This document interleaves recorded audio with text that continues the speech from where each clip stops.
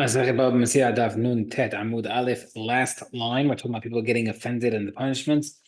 We're going to bring down a very intense story. It's not we have a Mishnah that said, so in general, an oven is made by one brick of cement being cemented to the ground, and they fill up plaster, etc. Now, what if you have sectional oven that's made separately? And they put sand in between, and Tum'ah touched one of those compartments. Rabbi Elazar says it's tahor because it's not cemented and created into a metal utensil, therefore it's considered part of dirt, and dirt does not become tameh. The Chachamim say no, it's like a regular oven and it's tameh. V'zehu tanur shel achnai. This is like the snake oven, the curled up snake. So what's going on? My achnai, what's curled up snake? Amar Rav Yudamar Shmuel shehekifu dvarim bach ke'achnai v'zevutmeu.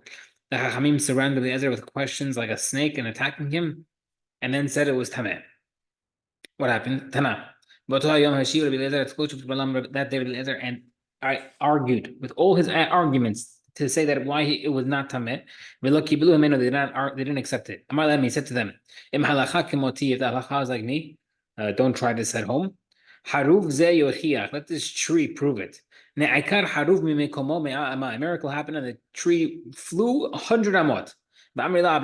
Some people say it was 400 amot, it flew away. Amrullah told him, you can't bring a proof from the tree. Maybe the tree moved because Hashem didn't want you to be embarrassed, but not because you're right. If the halacha is like, if I'm right that it's tahor, let this river prove it to me. The river started flowing backward.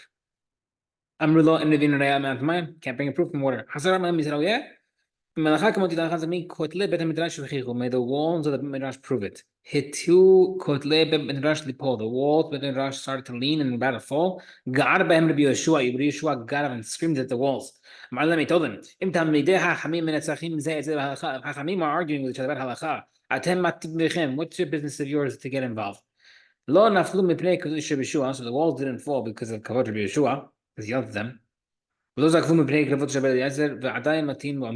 But they didn't straighten themselves out because Rabbi Eliezer said. Therefore, they remained slanted.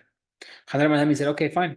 You don't believe me? The halacha like me, let God prove it. A voice came from heaven and said, what argument do you have against Rabbi Eliezer? Halacha is like him in all places. How about that for a nice haskama?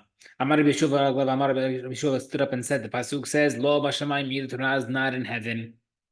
And the pasuk says that. The pasuk says that to teach you that Chachamim can argue and decide what the halacha is. Milo b'shamayim, what does that mean? Amar Rabbi Yirmiyah says, "Shekvar netanah Torah on Har Sinai." The Torah was brought down from on Har Sinai to us, and therefore, Rabbi Yeshua said, "En anu mashkichim bat kol, we don't pay attention to the bat kol. Shekvar netanah Torah Har Sinai Torah. Acher Rabbeinu taught. We learned that it goes according to majority. When you have majority Chachamim saying it's tameh, therefore it's tameh.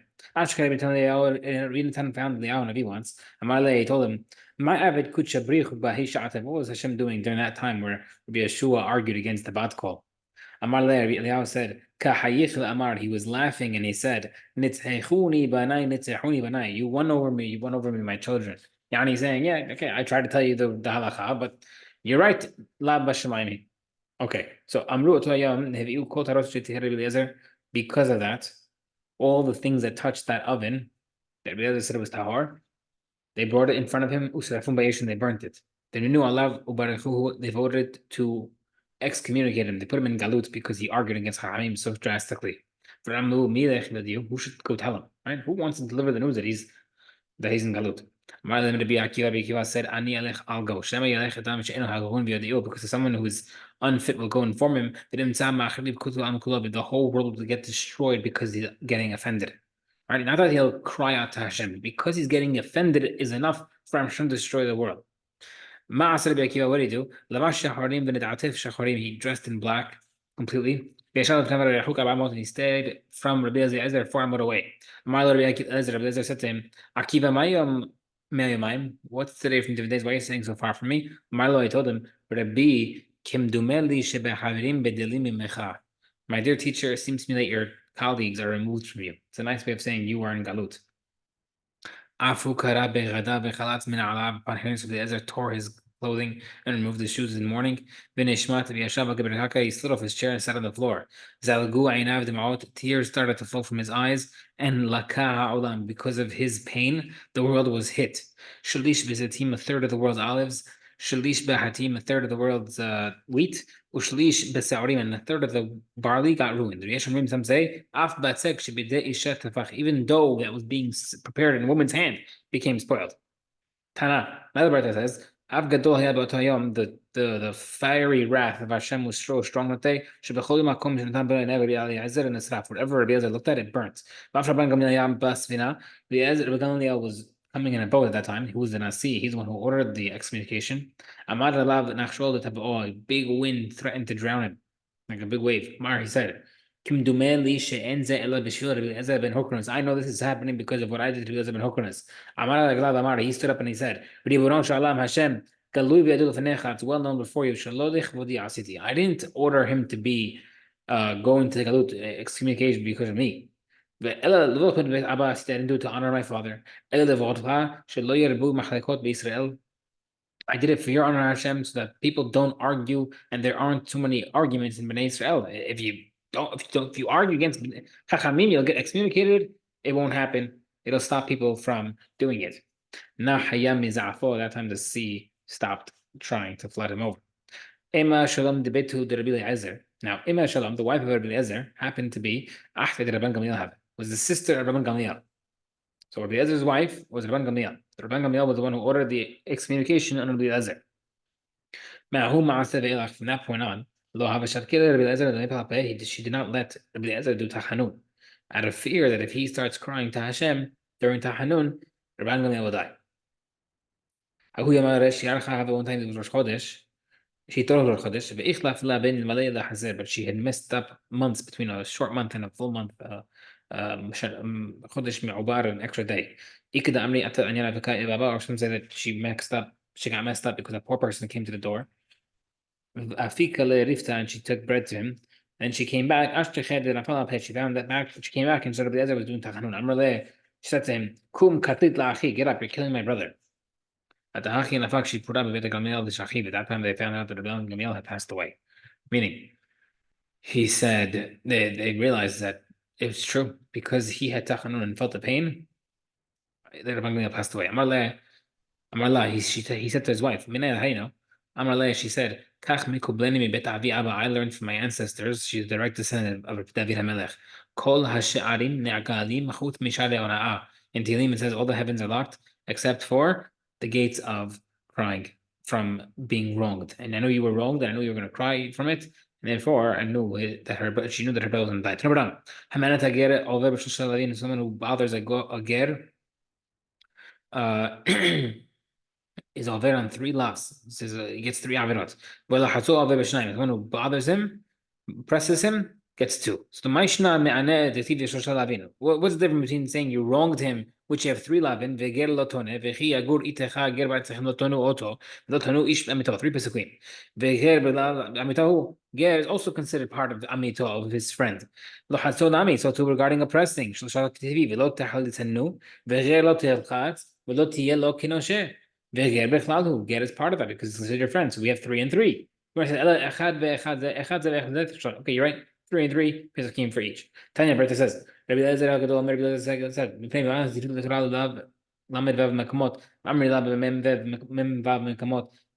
how come they say either 36 or 46 places in the Torah that you should not bother a ger? Because he has a bad history, and therefore people bother him. He'll easily turn back to his old ways, and we don't want that to happen. Therefore, we have a lot of warnings. Why did the pasuk say, don't bother a ger because you were a ger in Mitzrayim? Tanina says, a problem that you have, a blemish that you have, don't throw on your friend. Meaning, if you have something embarrassing about yourself, don't embarrass your friend about if he has the same problem as you. Like people say, this is if someone was hung in their family, hanged in their family to death, don't if you're in that family, don't tell someone else, okay, hang my olives. It's a sore subject, as they say. Don't use the same word. Okay. New Mishnah. And me'arvin perot b'perot. Sellers should not mix fruits from one field into another in order to make in order to sell it. Afilu chadashim b'chadashim, even new and other new. Ben tzarich lomar chadashim b'shnim. Obviously, definitely not new with old, because people don't know. People may not want that. Be'emet amru. Now, interesting wording. Be'emet amru means in truth they said, or truthfully they said. We'll explain what that means in the Gemara. Be'yayin hetiru la'arev kashe berach. Wine, they're allowing the seller to mix strong and mild wine together. Because it improves the mild one. Don't mix the sediments of wine into wine. But you can put sediment. Right? Doesn't make sense. We just said don't put, we'll explain the Gemara. Someone who mixed wine with water. Don't sell in a store unless you inform the customer before selling it to him that it's diluted. And you can't sell to merchants even if he does tell him that it's diluted, because he's going to buy it, diluted wine for cheap, and sell it to a customer at full price. But the place where people do put water in wine, you can put it.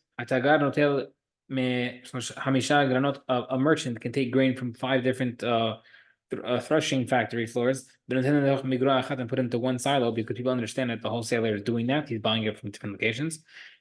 You can also take 5 different wines from 5 different wine presses and put into one cask. But don't do it on purpose to sell and get rid of bad product. Explain the Gemara. And tzarich lomar.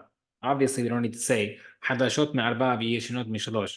That if there's new grain from a cheap thing that's $4 per pound, and old grain from $3 per pound, the you definitely can't mix that. That's new to old. But let's say even if there's new grain that's more expensive at 3 and old grain that's cheaper at 4, don't mix it. Because sometimes people want the new stuff so they could age it themselves. Whatever they ordered is what they want. Don't change it for them. Oh, I'm giving them better. No, they may not want better. They specifically may want what they're told. Okay. Be'emet amru. We said, in truth, they said you can mix wine. So what do you mean in truth? We know.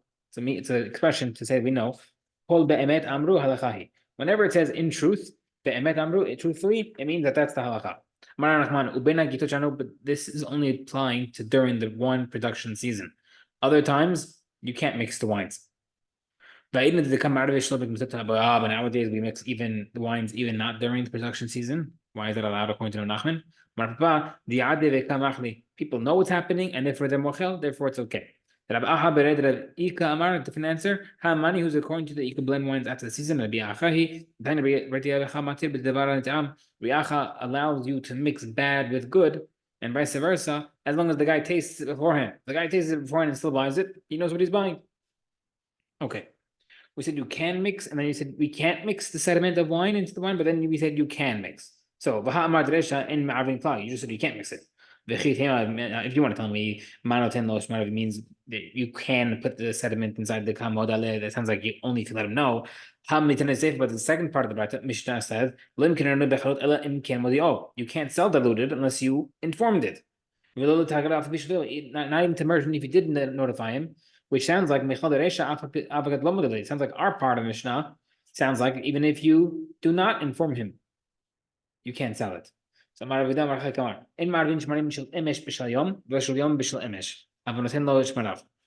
you can't mix different wine casks from previous days into today's cask. Right? So you have cask A, you sold yesterday, you have the sediments in the bottom, you're selling cask B today. Don't put cask A sediments to cask B and vice versa. But the cask A that you're selling at that time, you can put cask A's sediments into that sale, and then cask B, when you're selling cask B, you can also put into that sale. Don't mix the sediments.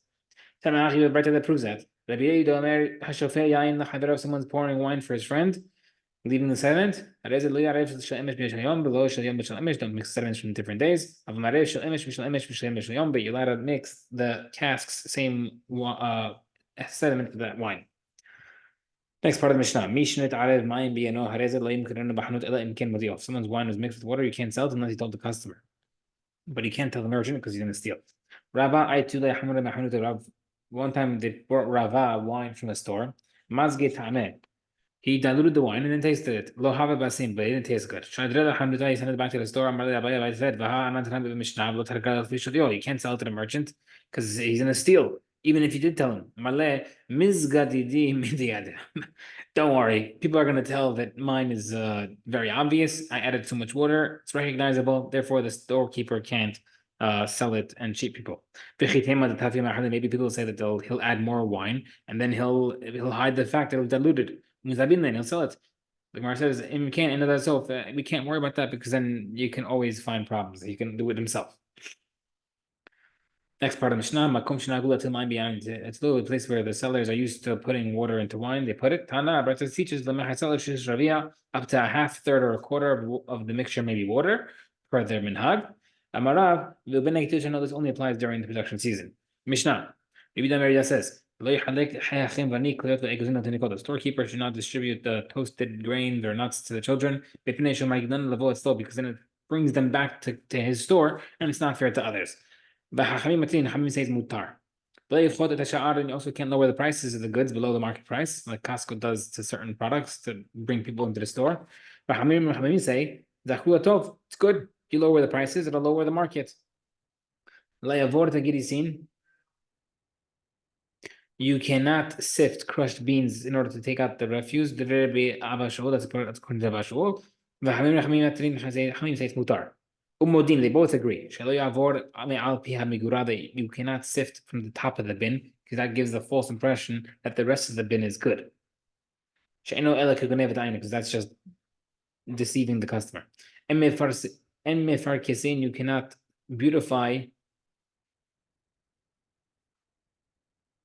You cannot beautify. You cannot beautify a slave, an animal, or utensils that are for sale, giving the false impression that they're better than they are. My time, what's the reason of Chachmin that you can't give treats to the children? The Amarle, I'm giving nuts, you give prunes if you want. You give better stuff. I'm giving out the candy, you give chocolate. It's fair game. If you want to do it, you could do it also. What's stopping from you? That's why he says that you're able to do it because it's you're allowed to do it because he says that the same way I'm doing it, you can do it as well.